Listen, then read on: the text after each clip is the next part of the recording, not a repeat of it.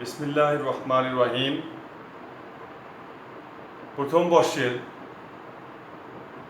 প্রিয় শিক্ষার্থী বন্ধুরা, তোমাদের সবাইকে কদমতলা পূর্ব বাসাবো স্কুল অ্যান্ড কলেজের পক্ষ থেকে শুভেচ্ছা ও স্বাগতম।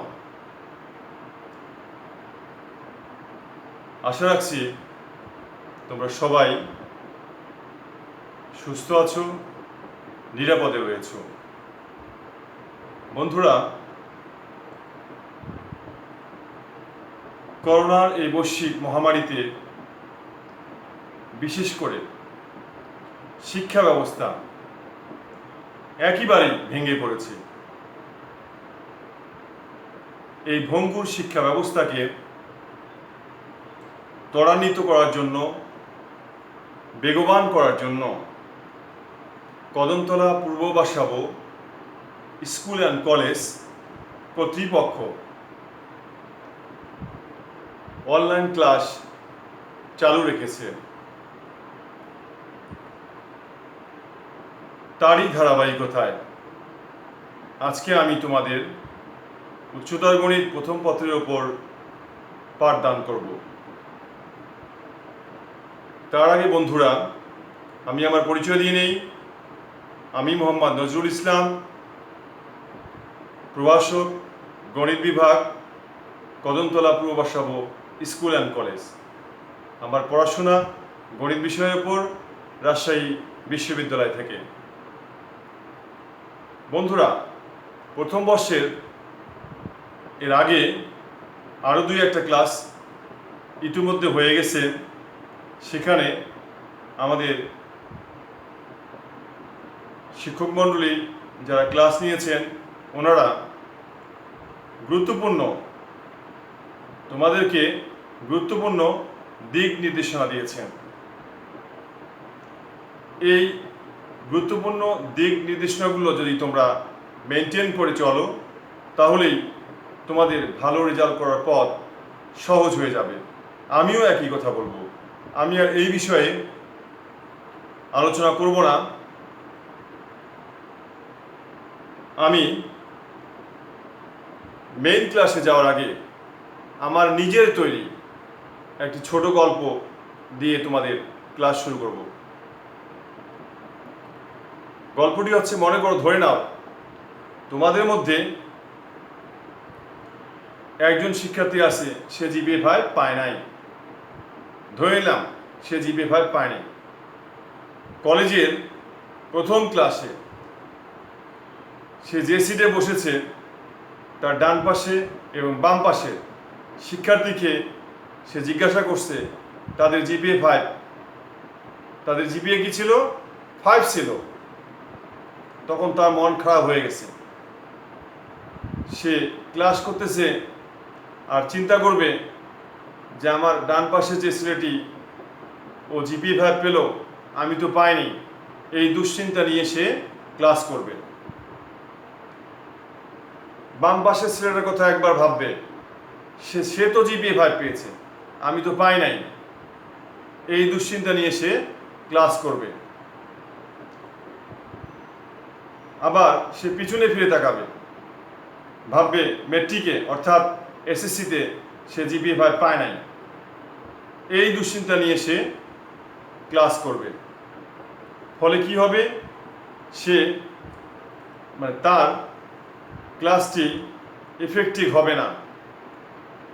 এইভাবে সে ক্লাস করতে থাকলে তার ফলাফল সুন্দর হবে না।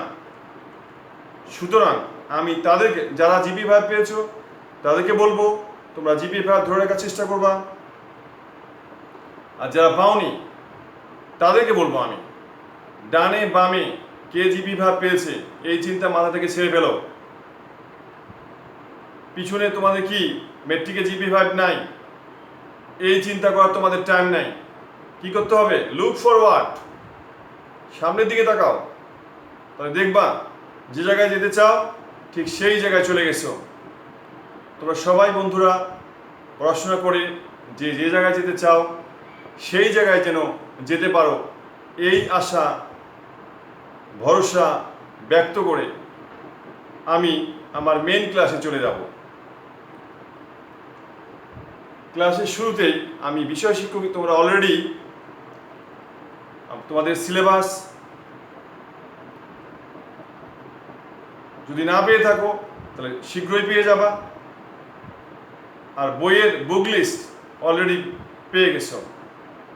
বিষয় শিক্ষক হিসাবে আমি তোমাদের বইয়ের নাম, লেখকের নাম, প্রশ্নপত্রের মান কীরকম হবে বোর্ডে, সেগুলো একটু আলোচনা করব।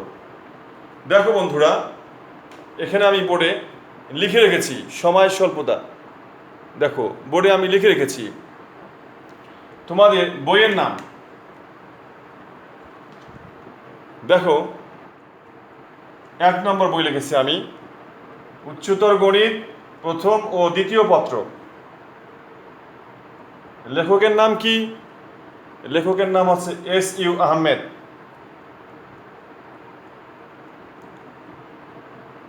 2 নম্বর বই, একই নাম, উচ্চতর গণিত প্রথম পত্র ও দ্বিতীয় পত্র।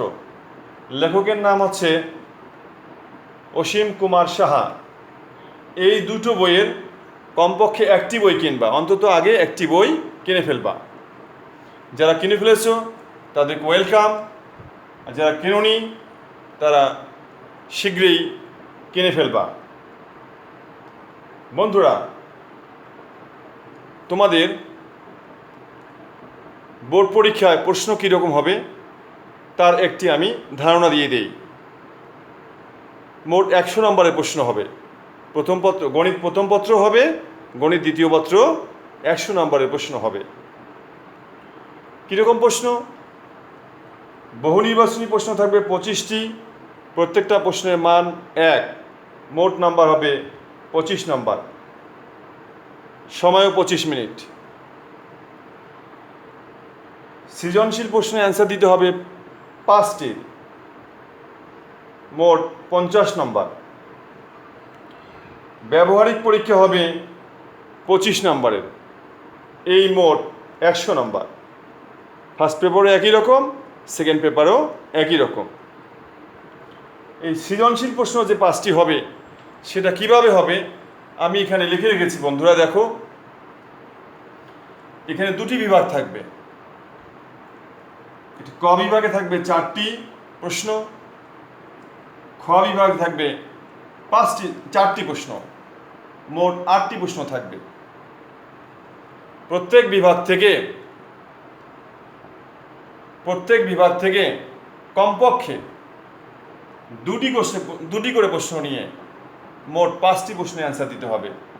এখান থেকে যদি 2টা নাও, এখান থেকে 3টা, এখান থেকে যদি 2টা নাও তাহলে এখান থেকে 3টা নিয়ে মোট 5টি প্রশ্নের অ্যান্সার দিতে হবে। বন্ধুরা, আমরা একাডেমিক্যাল কিছু তথ্য আমরা তোমাদের সামনে জানিয়ে দিলাম।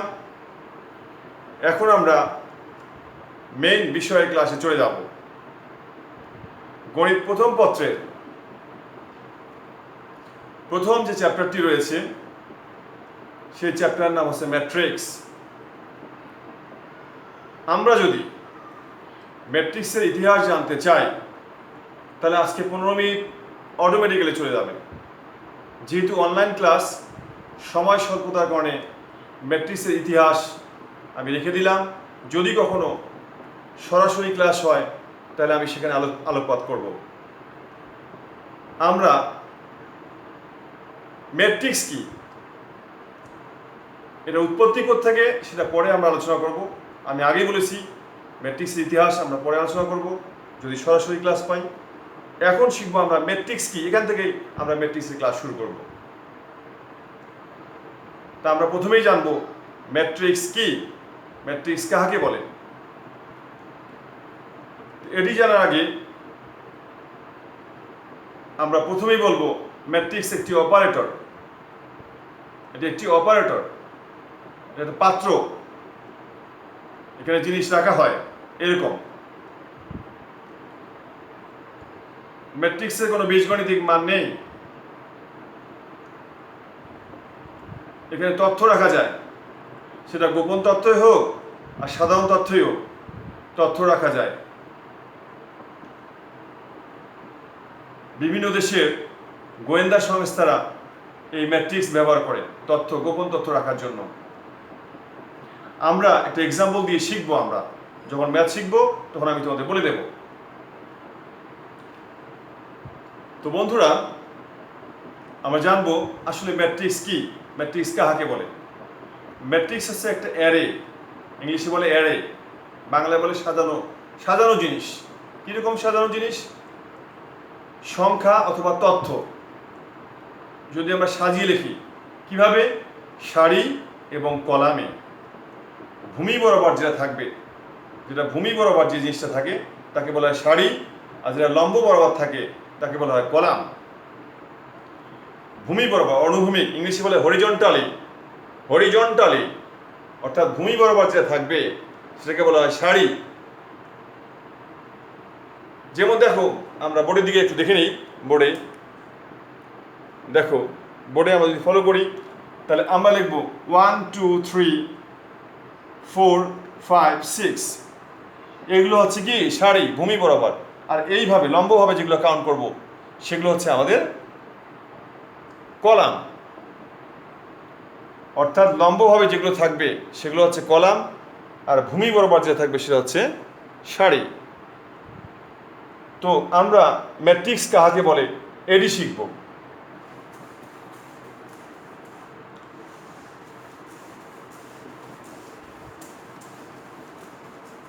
ম্যাট্রিক্স কাহাকে বলে?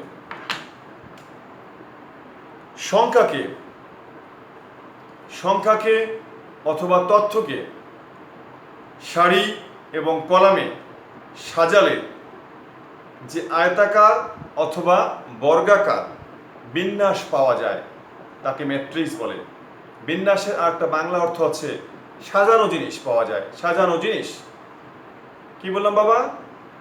যে সংখ্যাকে সারি এবং কলামে সাজালে যে আয়তাকার অথবা বর্গাকার বিন্যাস পাওয়া যায় অথবা সাজানো জিনিস পাওয়া যায় তাকে ম্যাট্রিক্স বলা হয়। যেমন আমরা এখানে লিখে ফেলি, একটু বোর্ডে দেখে নাও। বোর্ডে দেখো যে আমরা সংখ্যাকে সাজিয়ে লিখব। দেখো 1 2 3 4 5 6। প্রথম চ্যাপ্টারের নাম কি বাবা? ম্যাট্রিক্স। চ্যাপ্টারের নামটা আমরা লিখে নেই, ম্যাট্রিক্স।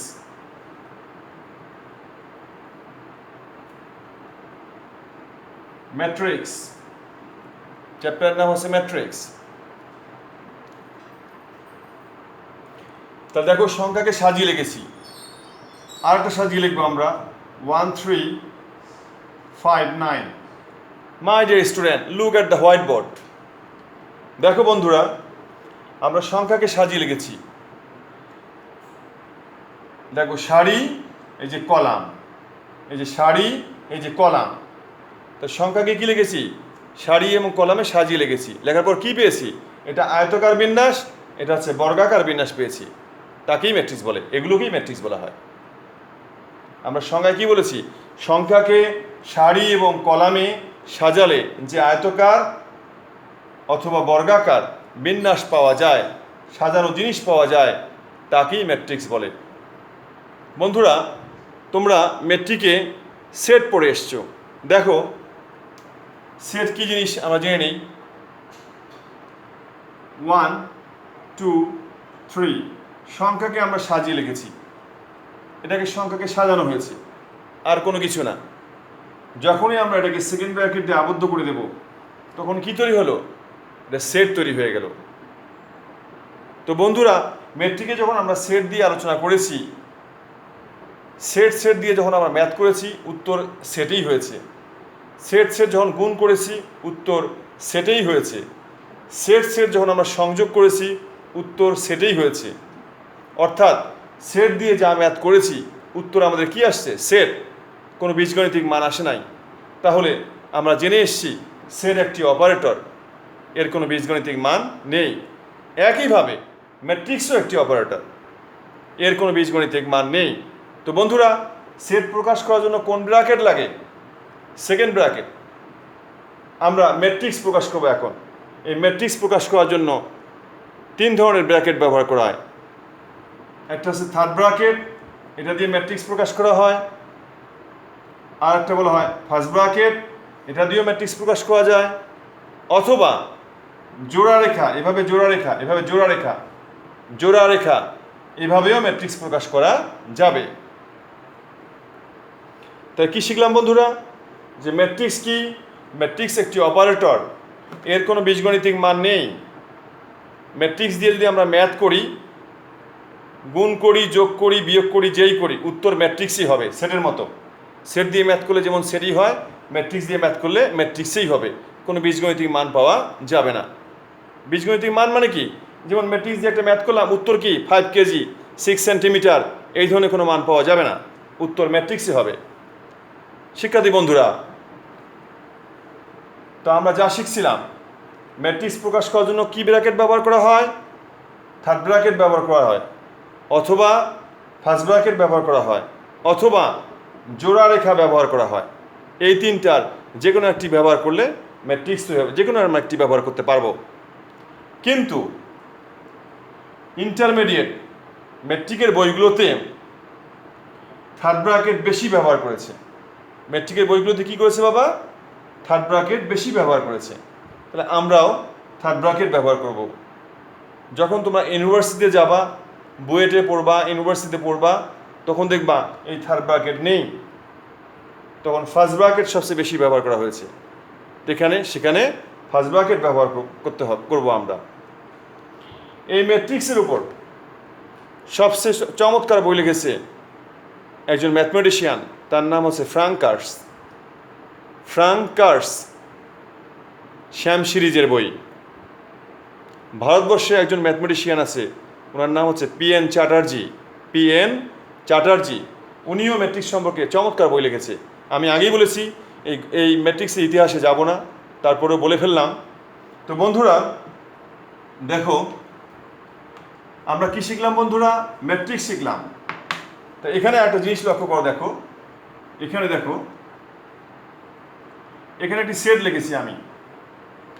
তো দেখো, যে সংখ্যা দিয়ে সেট তৈরি হয়েছে, সেই সংখ্যাগুলোকে এই সেটের কি বলা হয়? উপাদান বলা হয়, অথবা কি বলা হয়? সদস্য বলা হয়। উপাদান অথবা সদস্য। ঠিক একইভাবে এখানে আমরা কি বলবো বন্ধুরা? যে সংখ্যাগুলো দিয়ে ম্যাট্রিক্স তৈরি হয়েছে, সেগুলোকে আমরা এই ম্যাট্রিক্সের ভুক্তি বলবো। কি বলবো? ভুক্তি। বাংলায় বলে ভুক্তি। দেখো এই যে ভুক্তি, বলবো ভুক্তি।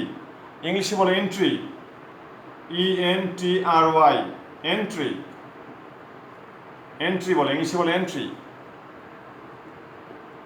যেমন মনে করো, তোমরা যারা এই কলেজে ভর্তি হয়েছো ফার্স্ট ইয়ারে, তোমাদের সবারই আমাদের রোল কল করার খাতায় তোমাদের সবার নাম এন্ট্রি করা হবে, সবার নাম ভুক্তি করা হবে। তো এই সেই ভুক্তি, তোমাদের নামগুলো যেমন এন্ট্রি করা হয়েছে, ভুক্ত করা হয়েছে, একইভাবে এই ম্যাট্রিক্সের মধ্যে এই সংখ্যাগুলো ভুক্তি করা হয়েছে। এই জন্য এগুলোর নাম কি? ভুক্তি। Yes no? ওকে। তো বন্ধুরা, আমরা ম্যাট্রিক্স সম্পর্কে একটু আইডিয়া পেলাম। ম্যাট্রিক্স একটি অপারেটর, এর কোনো বীজগণিতিক মান নাই। ম্যাট্রিক্স কাকে বলে সেটা শিখলাম।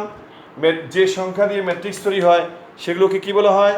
ম্যাট্রিক্সের ভুক্তি বলা হয়, ইংলিশে বলে এন্ট্রি। এখন শিখবো বন্ধুরা ম্যাট্রিক্সের অর্ডার। ম্যাট্রিক্সের অর্ডার কাকে বলে? কোন ম্যাট্রিক্সের সারি এবং কলামের সংখ্যাকে, সারি এবং কলামের সংখ্যাকে ওই ম্যাট্রিক্সের অর্ডার বলা হয়। কি বলা হয় বন্ধুরা? ম্যাট্রিক্সের সারি এবং কলামের সংখ্যাকে ওই ম্যাট্রিক্সের অর্ডার বলা হয়।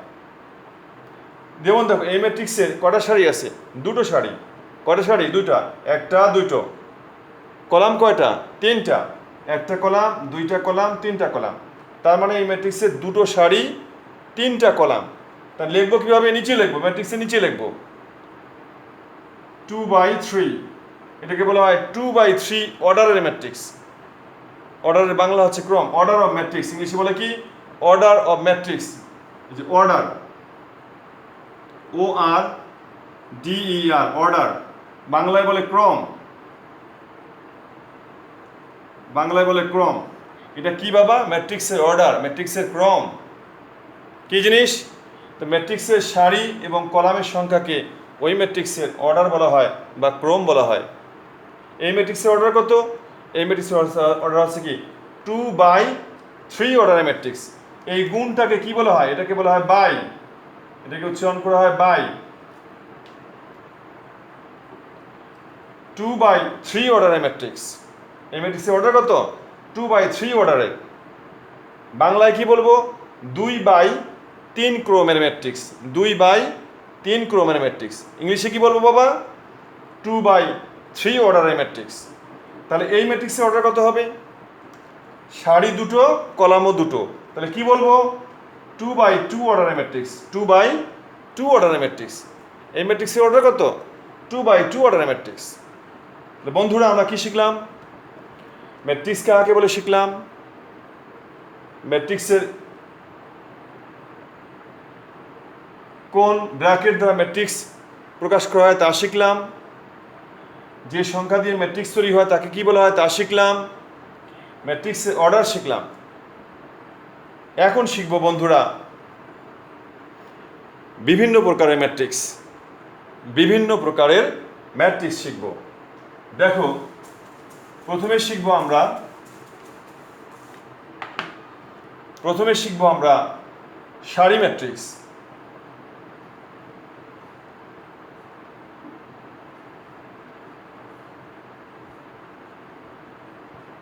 সারি ম্যাট্রিক্স ইংলিশে বলা হয় row matrix. ROW, row matrix. বাংলায় বলে সারি ম্যাট্রিক্স, ইংলিশে বলা হয় রো ম্যাট্রিক্স। ইংলিশে বলা হয় রো ম্যাট্রিক্স। বন্ধুরা, এই সারি ম্যাট্রিক্স কাহাকে বলে? যে ম্যাট্রিক্সের, লুক এট মি, যে ম্যাট্রিক্সের কেবলমাত্র একটি সারি রয়েছে তাকে সারি ম্যাট্রিক্স বলা হয়। এটা আরও একভাবে বলা যায় যে কেবলমাত্র একটি সারি বিশিষ্ট ম্যাট্রিক্সকে সারি ম্যাট্রিক্স বলা হয়। তোমরা মিনিং ঠিক থাকলে হবে, তোমরা যেভাবেই বলো অর্থ ঠিক থাকতে হবে। তাহলে কী হলো বন্ধুরা? যে ম্যাট্রিক্সের কেবলমাত্র একটি সারি রয়েছে তাকে সারি ম্যাট্রিক্স বলা হয়। যদি আমরা একটা এক্সাম্পল দেই, দেখো যদি আমরা একটা এক্সাম্পল দেই তাহলে হবে 1 3 5। দেখো এই ম্যাট্রিক্সের সারি ম্যাট্রিক্স একটা। এই ম্যাট্রিক্সের সারি কয়টা? একটা। কলাম নেই, কলাম তিনটা। সারি একটা, কলাম কয়টা? এভাবে কাউন্ট করবো কি কলাম, আর এভাবে কি সারি। তা সারি কয়টা? একটা। কলাম কয়টা? তিনটা। তো এটা অর্ডার কত? 1/3। এটাকে বলা হয় সারি ম্যাট্রিক্স। এরপরে শিখবো আমরা কলাম ম্যাট্রিক্স। কলাম ম্যাট্রিক্স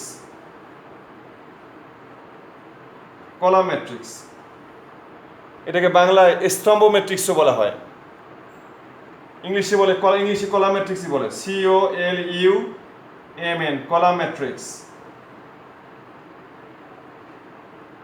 বন্ধুরা, কলাম ম্যাট্রিক্স কাহাকে বলে নিশ্চয়ই তোমরা এতক্ষণে জেনে গেছো, কারণ এটা যেভাবে হয়েছে একইভাবে এটা হয়েছে।